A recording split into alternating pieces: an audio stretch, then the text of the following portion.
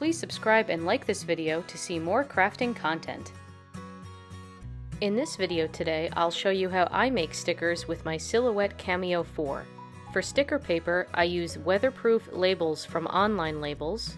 As a lamination, I use OraGuard 215. This has a matte finish and it adds extra durability. Since I'm using my Cameo, I'm using the Silhouette Standard Grip Mat. This mat is brand new, so I put a towel to it to reduce some of the stickiness. And last but not least, my favorite tool, the Felt Edge Scraper. In the description below, there's a link to all these products and where to get them.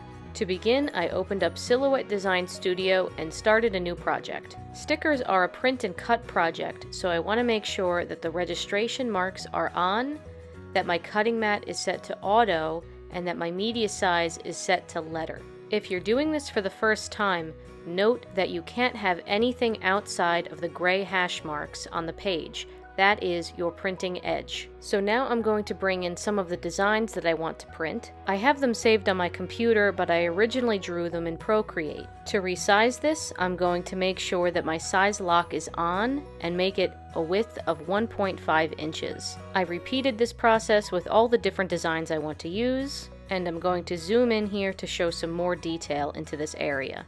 I designed these stickers to not have a border because I really like how the border style in Silhouette Studio works with the offset tool. But if you don't want a border or your designs already have a border, you can disregard this. By using the offset tool, I'm going to click on my design and give it an offset of 0.075. I have determined that I like this particular setting, but play around with it and you can find something that you like. Then highlight your design and your offset and group them together. I have found that using the offset tool gives a clean, accurate, and precise border every time. And since we're printing on white paper, it's going to have a white border. So now I'm going to repeat this for all of these sticker designs.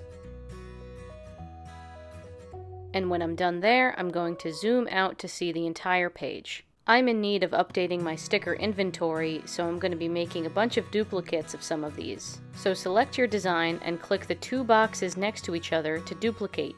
You can duplicate as many times as you want, but make sure that all of your designs are within the outer red box and within the registration marks. So I have the designer license of Silhouette Studio, so what I'm about to do is only available if you have that license. So if you don't have an upgraded license, arrange the stickers on your sheet for cut. To do this automatically, I'm going to be using the Nest tool, which, as somebody who makes stickers for a living, is an incredible tool. With all the designs highlighted, I like to have my spacing at 5 and my rotations at 8.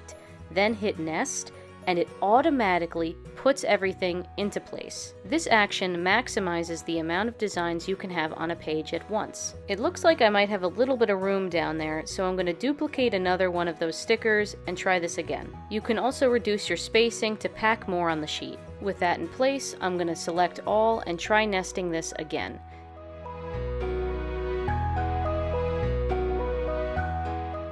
So the Nest tool is kind of finicky sometimes, so obviously it did not like that extra sticker in there.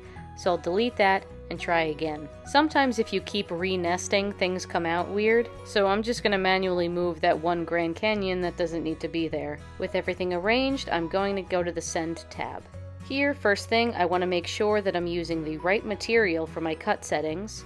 So for this, I'm using my customized stickers material. See the link in the description for more detail on this cut setting. Right now, everything is set to cut, which I don't want, so I'm going to highlight all of those designs and put it on the cut edge setting. Now these will only cut on the outside edge of each sticker design. I'm happy with all these settings, so let's print. So what comes up here is your print preview, and I'm going to go hit print down at the bottom. I use a customized print setting, but the most important thing is that you want the printing to be on best quality.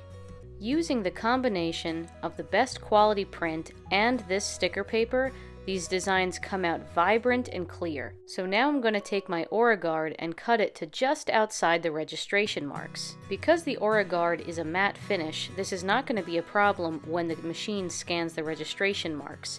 If you're using a gloss finish lamination, try putting frosted tape over the registration marks so that the light doesn't bounce. To apply this, I'm going to peel up a small corner of the Origard and place it on the sheet. Using my scraper tool, I'm going to push down on the Origard and lift up on the paper backing. Make sure to go slow with this to avoid any bubbles or creasing. Now, if you just give a once-over pass with your scraper, you're going to notice that it's not fully adhered.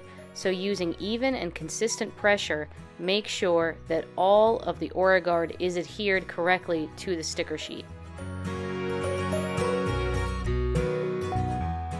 Now with your cutting mat, apply carefully your sticker sheet with the square dot being in the 0,0 origin point. This is what feeds into the machine first.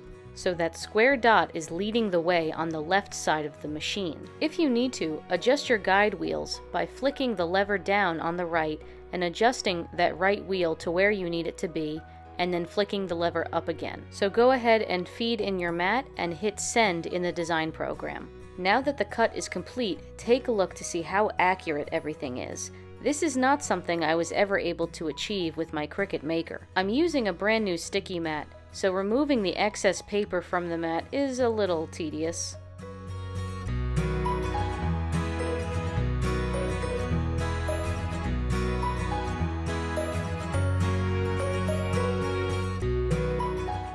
But wow, look at how crisp those cuts are. I love it.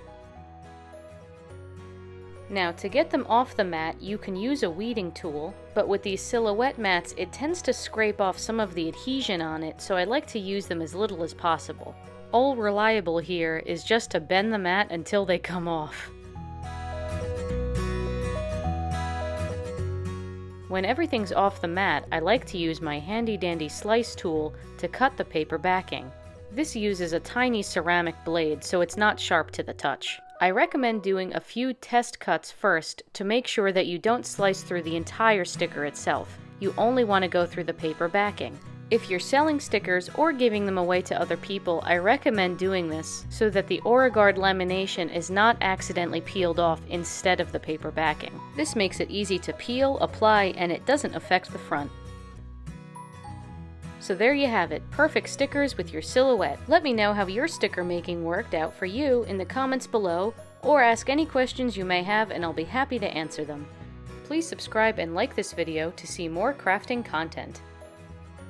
Check out our shop to see stickers, magnets, ornaments, customs, and more.